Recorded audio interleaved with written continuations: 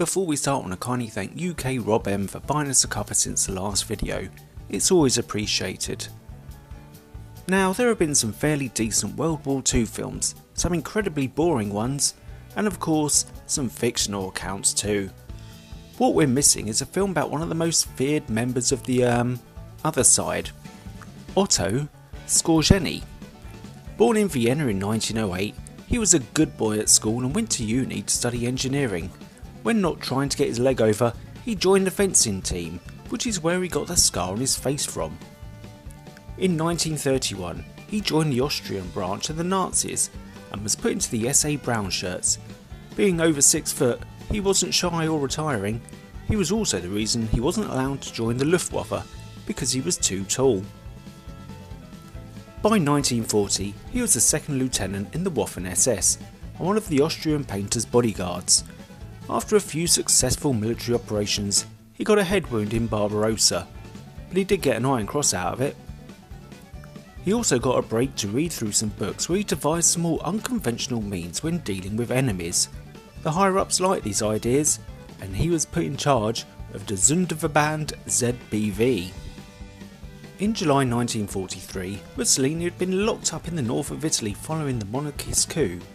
Hitler of course sent Skorzeny to go and rescue his mate, so he and his gang went on an A-Team style mission to free Mussolini. After eventually locating Mussolini in Campo Imperatore Hotel in central Italy, they realised the place was only accessible by a vernacular railway, and being who they weren't allowed to just pay 20 cents and get on the railway. They had to find another way in. Otto and his men, when they were at the top of the Gran Sasso mountain, used a combination of deception, surprise and speed to gain access to the hotel where Mussolini was being held captive. They approached the hotel in gliders, which allowed them to land silently and swiftly on the mountain summit without alerting the guards. Now, where have we seen that before and since? We're not allowed to talk about that. Once they landed, Skorzeny and his men quickly overwhelmed the Italian guards posted at the hotel. They used a combination of bluffing, intimidation and of course physical force to subdue the guards and gain entry to the building where Mussolini was being held. They moved with such speed and precision, the guards were taken by surprise and they couldn't raise the alarm. Their audacious and well executed operation allowed them to reach Mussolini's room and free him without encountering any real resistance. Skorzeny greeted the Duce by saying, "The Fuhrer has sent me to set you free." The operation was a propaganda coup for the Germans, who used it to show their military prowess and loyalty to their allies. Mussolini was flown back to Germany, where he met Adolf and agreed to establish a puppet government in northern Italy, and Skorzeny's successful rescue of Mussolini cemented his reputation as a skilled and daring commando.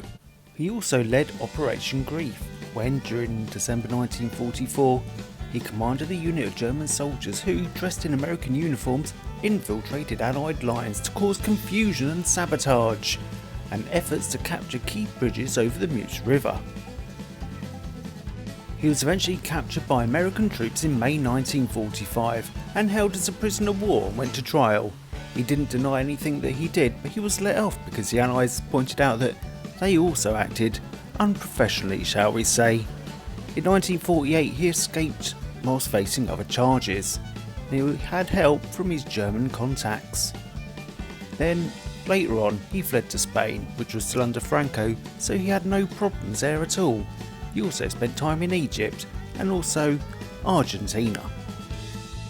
He died on July the 5th, 1975 in Madrid from lung cancer, and his funeral was attended by former colleagues, shall we say, and his admirers. Now, why don't they make a film about him, because it'd be much better than Schindler's List.